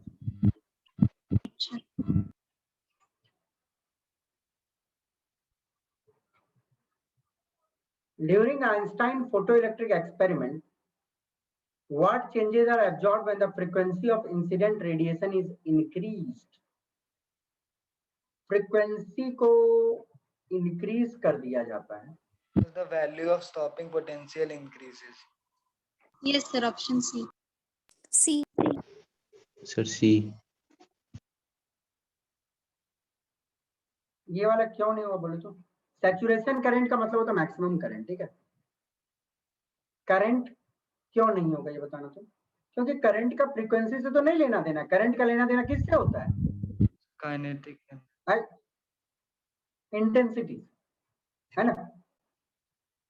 Kinetic energy का लेना देना फ्रीक्वेंसी से होता है, फ्रीक्वेंसी का लेना देना स्टॉपिंग पोटेंशियल से होता है। भैया ये तो नहीं होगा, सिंपल सा बात। चलिए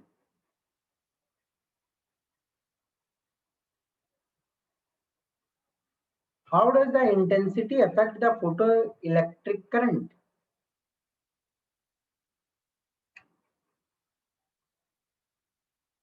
Sir, option A. How does the intensity affect the photoelectric effect? As intensity increases, the photoelectric effect increases. हाँ, ज्यादा इलेक्ट्रॉन निकलेगा तो बढ़ेगा ही. ओके, ये तो नहीं हो सकता है. As the intensity decreases, photoelectric करना बिल्कुल नहीं, बिल्कुल नहीं. ठीक है. The photoelectric emission could be explained by the dash. Particle nature of light. Yes, light के पार्टिकल नेचर मतलब लाइट के छोटे छोटे फोटोन्स के पैकेट से बने हुए हैं. ये जैसे ही छोटा पार्टिकल अब्जॉर्ब हुआ, इलेक्ट्रॉन निकली. तो this is the answer. Fifth.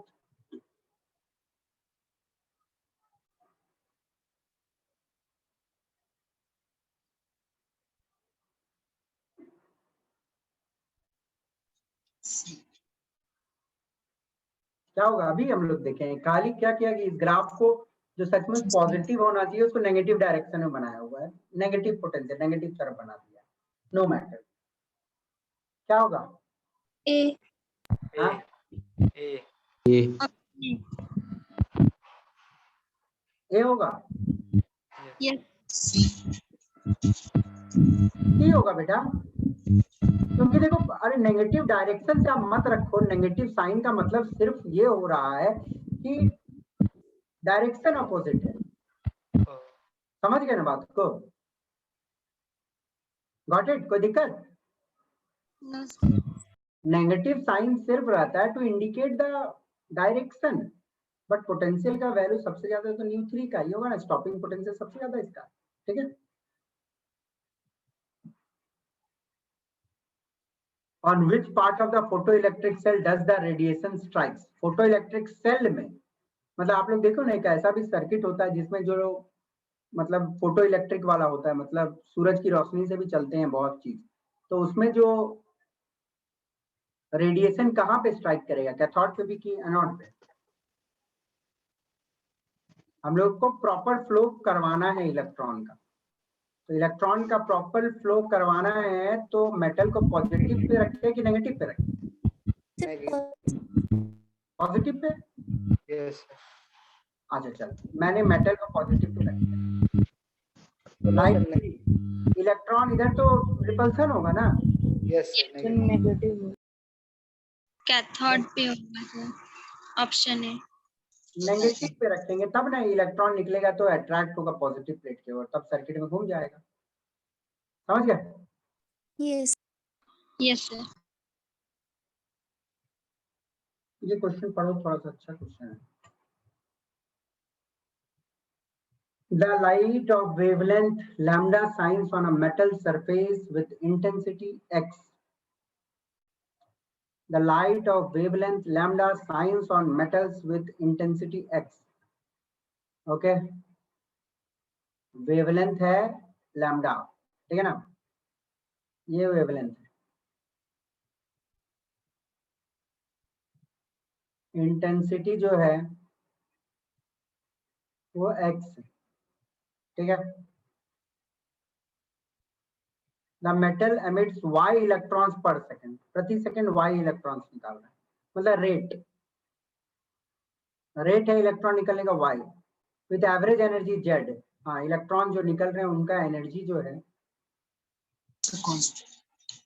z है।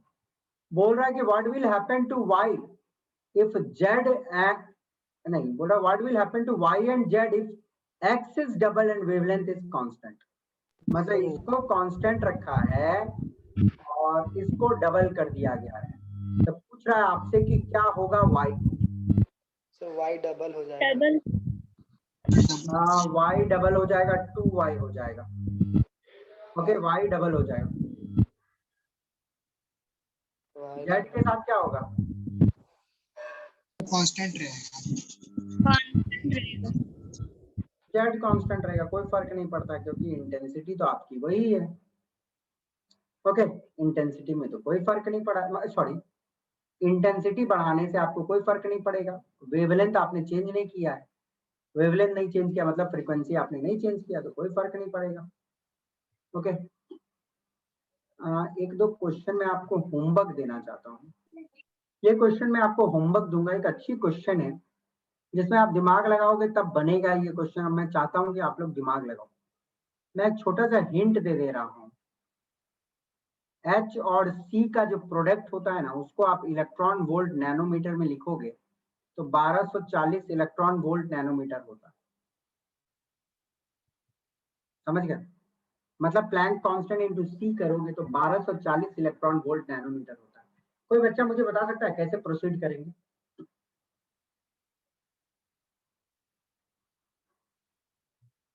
थोड़ा दिमाग लगा सकते हो? Work function for a metal is 4 electron volt. Work function दिया हुआ है, ठीक है ना। What is the cut off threshold wavelength, मतलब वही थ्रेशोल्ड वेवलेंथ, वो फ्रीक्वेंसी से रिलेटेड जो वेवलेंथ होती है उसी को हम लोग थ्रेशोल्ड वेवलेंथ बोलते हैं। अंडरस्टूड? जैसे होता है ना ये न्यू नॉट होता है, इसको हम लोग थ्रेशोल्ड फ्रीक्वेंसी बोलते हैं। उसी प्रकार आप लैम्डा कट ऑफ, ये थ्रेशोल्ड फ्रीक्वेंसी से रिलेटेड जो वेवलेंथ होती है उसी को हम लैम्डा कट ऑफ बोलते हैं। Got it? आपको निकालने बोला है what is the cut off wavelength for tungsten. कोई बच्चा बताए कैसे बनेगा ये क्वेश्चन? तो दिमाग लगा सकते हो क्या? सर एनर्जी दिया हुआ है तो सर वो प्लैंक का रूल लगा सकते हैं। हाँ, लगा सकते हैं। Planck theory 4 electron volt energy दिया हुआ, ठीक है ना। तो 4 into 1.6 हम लोग एनर्जी का फॉर्मूला पढ़े हुए हैं, hc by लैम्डा या hc by nu, sorry h nu या hc by लैम्डा। तो hc लैम्डा कट ऑफ लिख सकते हैं और that is equal to what? Work function. Work function क्या होती है? वही मिनिमम एनर्जी होती है ना। थ्रेशोल्ड से जो एनर्जी आती है वही तो मिनिमम एनर्जी होती है। तो lambda cut of hc by lambda cut of, इसको मैं 4 इलेक्ट्रॉन वोल्ट के बराबर लिख सकता हूँ। लैम्डा कट ऑफ निकालना होगा आपको, तो hc by 4 कर दोगे और hc का वैल्यू दिया हुआ 1240 इलेक्ट्रॉन वोल्ट नैनोमीटर और by 4 into 1.6 4 का कन्वर्ट करेंगे? 4 इलेक्ट्रॉन वोल्ट, इलेक्ट्रॉन वोल्ट गया और इसको कर 310 मीटर। अब मैं आपसे रिक्वेस्ट करता हूं कि बी और सी पार्ट आप लोग ट्राई करना घर में, ऐसा होमवर्क। ये क्वेश्चन आपका रहेगा होमवर्क। ये एक और क्वेश्चन आपका होमवर्क है, ठीक है ना। इसको बनाओगे आप। ये भी क्वेश्चन आपका होमवर्क है, ठीक है ना। तो ये सब क्वेश्चन आप बना के लाओगे बच्चों, नेक्स्ट क्लास में जब आओगे, ठीक है। ये भी कुछ 10 क्वेश्चन आपको मैं होमवर्क देता हूँ। 9 क्वेश्चन है, ये होमवर्क है आपको, ठीक है ना। तो इतना आप लोग करके आओगे नेक्स्ट क्लास में जब आओगे, और फोटो इलेक्ट्रिक इफेक्ट को अच्छे से पढ़ के आना नेक्स्ट क्लास में। सर हाँ बोलो बच्चों। इसका नोट्स मिलेगा? हाँ यार, कहाँ नोट्स से? आपको शाम तक आपके ये पे चला जाएगा, ऐप पे। ठीक है। ऐप मालूम है ना आप लोग को? Yes sir. चलो बच्चों, keep smiling, thank you for today, मिलेंगे next time, bye bye. Thank you sir. Thank you. Thank you, sir.